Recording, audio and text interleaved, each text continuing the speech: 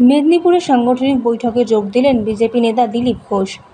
মেদিনীপুরে একগুচ্ছ ইস্যুতে শাসক দলকে কটাক্ষ করেছেন তিনি। বৃষ্টিতে জল ছাড়তেই হবে, জলটাকে আটকে রাখবেন। সব জায়গায় জল ছাড়ে, নেপাল থেকে বাংলায় আসে, বাংলা থেকে বাংলাদেশে যায়। তো উনি তো বাংলাদেশের মতো কথা বলছেন, বলছে আলাদা একটা দেশ জলকে আমরা ডুবিয়ে দিচ্ছি। বন্যা হলে ডিবিসি থেকে জল তো আসবে, দামোদর নদী কী জন্য আছে? জল বেরোবার জন্য। ওটা আটকে রেখে দেবে নাকি? সেই জন্য উনি পারেন না সামলাতে বন্যা, ওনার কোনো প্ল্যানিং নেই। 13 বছর ধরে এরকম মিথ্যা কথা বলে চালিয়ে দেবেন। এইসব কথা বললে হবে নাকি? একই পচা ডায়লগ প্রত্যেকবার দেন।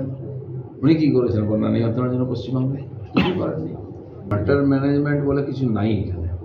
ডিভিসি জল বেঁধে রাখে, ডিভিসি বিদ্যুৎ তৈরি করে, সেই বিদ্যুতে পশ্চিমবাংলা চলছে। আর যখন বন্যা হবে তখন তিনি ডিভিসিকে গালাগালি দেন। এখানকার লক্ষ লক্ষ লোক ডিভিসির উপরে করে খাচ্ছে, চাকরি বাকরি ব্যবসা থেকে আরম্ভ করে উন্নয়নের কাজ করছে ডিভিসি। তো ডিভিসির যে কাজ করে তার মধ্যে সরকারের প্রতিনিধি থাকে, তারা যে সাজেশন দেন সেই অনুযায়ী চলে।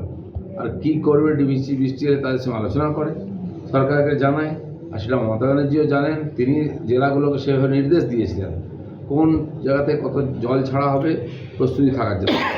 তো তারপরে যাতে এ ধরনের পরিস্থিতি না হয়, যে এক্সপার্টরা যে সাজেশন দেন সেটা কতটা উনি বাস্তবায়িত করেছেন? কিছুই করেন না। ইলেকশন জল এলে বন্যা হয়, উনি গিয়ে গোড়ালি অব্দি দাঁড়িয়ে ফটো তোলেন আর দিয়ে কেন্দ্র সরকারকে, ঝাড়খণ্ডকে গালাগালি দিয়ে দায়িত্ব শেষ করে দেন। মানুষ জলেই থেকে যায়।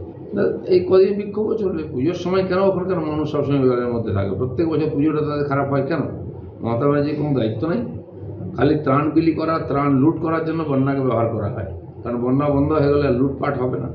বন্যা শুরু হলেই কেন্দ্র সরকারের কাছে আর্জি, এত হাজার কোটি টাকা, অত হাজার কোটি টাকা বার্ষিক ইনকামের একটা রাস্তা টিএমসির জন্য। সেই তারা বন্যা বন্ধ করতে চাইছে না। ইচ্ছা করে বন্যা হোক, যে হচ্ছে মরুক, তাদের তো লাভ হচ্ছে। যতক্ষণ না তার সুবিচার আসছে, দোষীরা সাজা পাচ্ছে, এই আন্দোলন চলবে। এবং তারা মাঝখানে ঘোষণা করে দিয়েছিলেন যে মিষ্টি খেয়ে আমাদের মনে হলো বন্ধ হয়ে গেল, নাহলে হঠাৎ মিষ্টি খাওয়া শুরু হলো কেন? আপিল খেলা শুরু হলো কেন? কী এমন পাওয়া গেছে?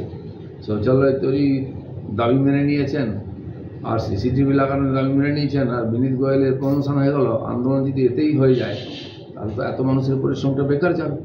আন্দোলন চলুক, ওরা নেতৃত্ব দিন এবং সরকারের উপর চাপ রাখুন। আন্দোলন খেলা করলে হবে না। আন্দোলনটা যেন মানে ফলপ্রসূ হয়, উদ্দেশ্য সাধিত হয়, সেভাবে আন্দোলন হওয়া উচিত। এমপি দেব বলছেন যে দিদি আমাকে কথা দিয়েছেন, এরপরে প্রচারে যাব না। এসব বাচ্চাদের মতো কথা বলেন না। 3 বার ওনাকে লোকে জিতিয়েছে, মুখ দেখার জন্য নাকি? উনি বলছেন আমি হিরো, মুখ দেখিয়ে দিলাম, লোক খুশি হয়ে গেল, গলা জলে থেকে ওদের হাততালি দেবে। ওটা তো হতে পারে না। তো মানুষ কি ভুল করেছে ওনাকে ভোট দিয়ে? কেন করেন না? কিছু করেননি। কী করেছেন সেটা তো বলতে হবে লোককে আগে।